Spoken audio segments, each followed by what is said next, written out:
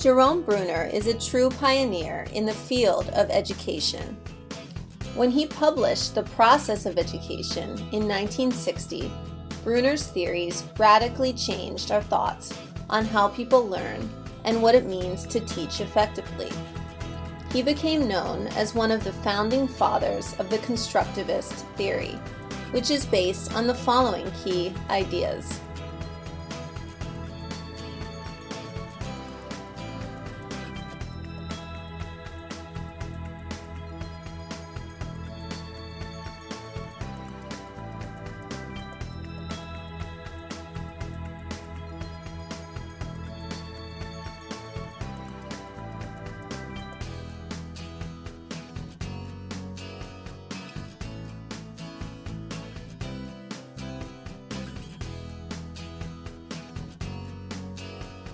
Bruner argued that schools waste time trying to match the complexity of subject material to a child's cognitive development.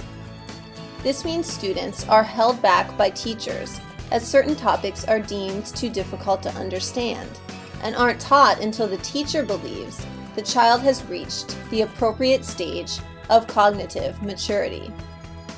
Bruner believes that any subject can be taught effectively in some intellectually honest form to any child at any stage of development. This theory is based on three main ideas: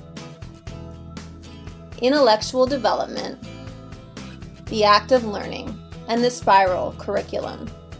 We're going to let you read about these one by one, and I'll chime in as needed.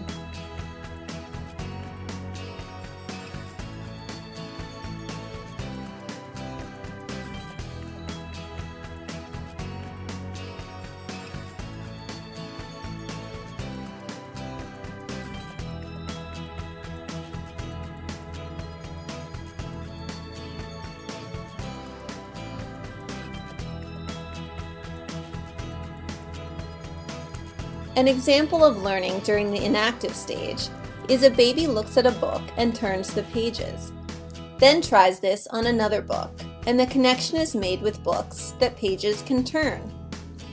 Adults also learn new skills in this manner.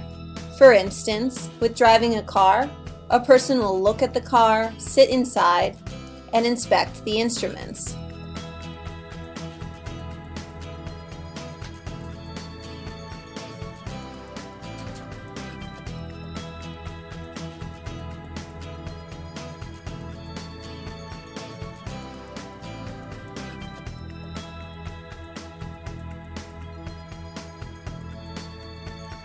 An example of learning at the iconic stage is when a toddler looks at a picture book of the alphabet.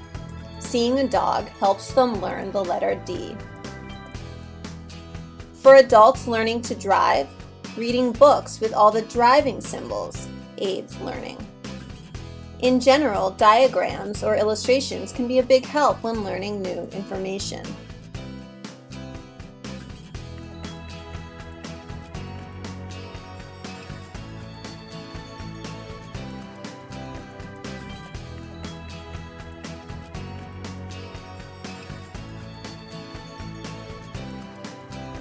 At the symbolic stage, now we see the baby has grown up.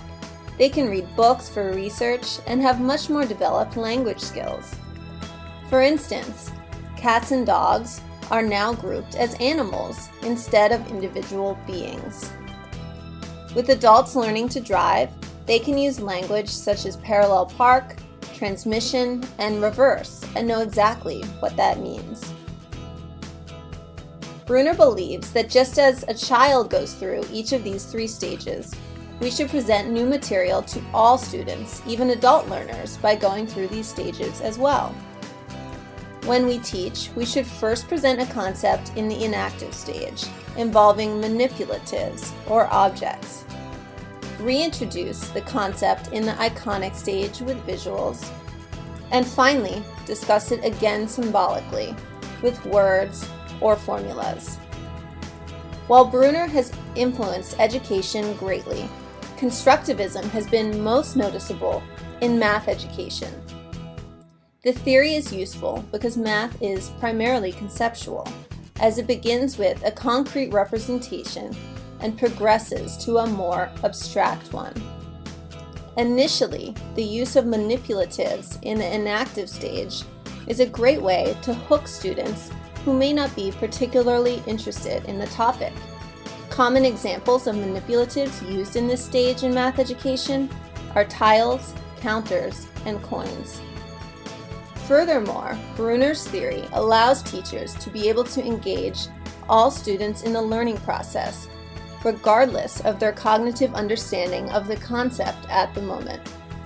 By having all students go through each of the stages, it builds a foundation for which the student can fall back on if they forget or encounter increasingly difficult problems. Bruner's second main idea is the act of learning, which includes 3 almost simultaneous processes, as you'll see below.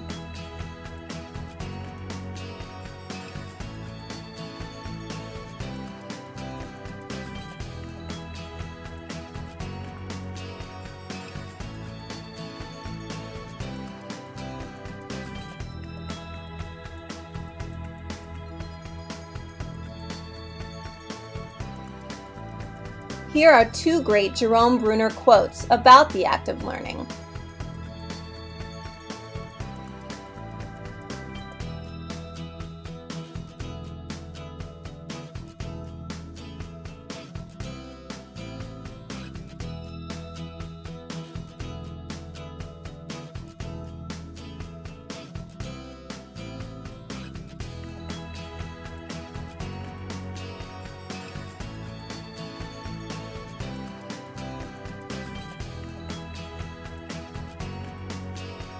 The third main idea of Bruner's constructivist theory is the spiral curriculum. This involves information being structured so that complex ideas can be taught at a simplified level first and then revisited at more complex levels later on. Therefore, subjects would be taught at levels of gradually increasing difficulty, hence the spiral analogy. As Bruner stated, a curriculum, as it develops, should revisit basic ideas repeatedly, building upon them until the student has grasped the full formal apparatus that goes with them. Ideally, Bruner believes teaching this way should lead to children being able to solve problems by themselves. He sees the purpose of education not to be merely imparting knowledge, but instead to facilitate a child's thinking and problem-solving skills, which can be transferred to a range of different situations. As you can see, Bruner's theories changed the face of education. School would not be what it is today without his pioneering theories.